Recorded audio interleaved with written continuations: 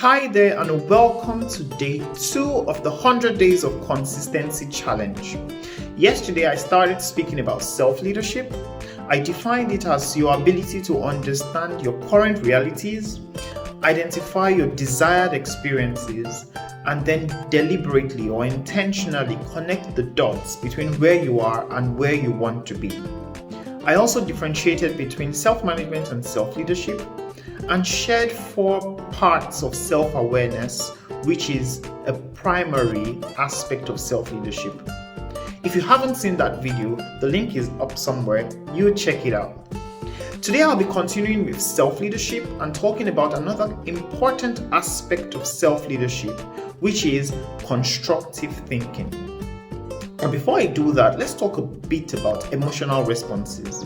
Now, things happen in life. Things always happen. Now, when these things happen, we either react to them or we respond to them. And this is usually a function of our emotions and how we are able to handle our emotions. Now, there's a default or automatic way we respond to many things, which has been developed over the course of our lifetime. Or let's use one person now.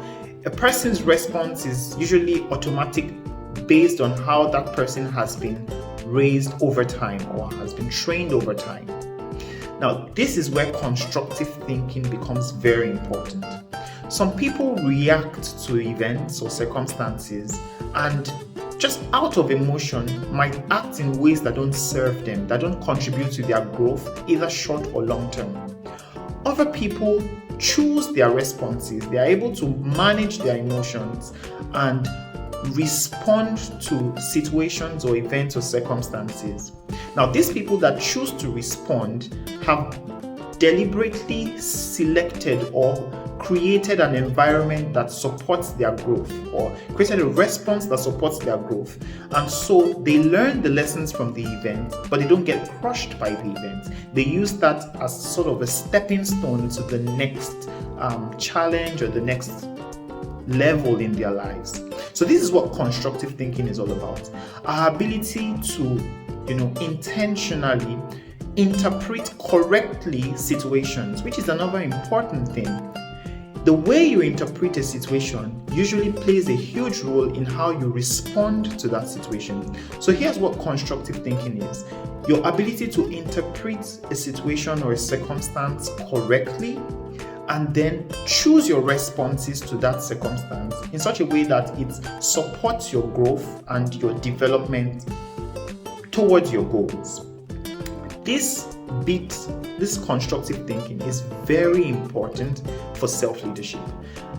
Leaders, people who are able to lead themselves very well, cannot react to events many times, because if you react and just act out of pure emotion or passion, usually that will not support your long-term goals, even your short-term goals at times. It doesn't support that. So that's a very important part of self-leadership. And one thing I would like to say is that constructive thinking can be learned.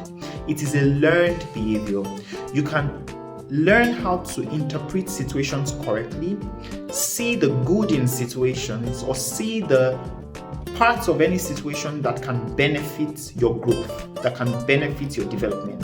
That doesn't mean it will always be easy or it will always be pleasant, but your ability to control your emotions, your ability to choose your responses will go a very long way in getting the best out of that situation, even when it is hard.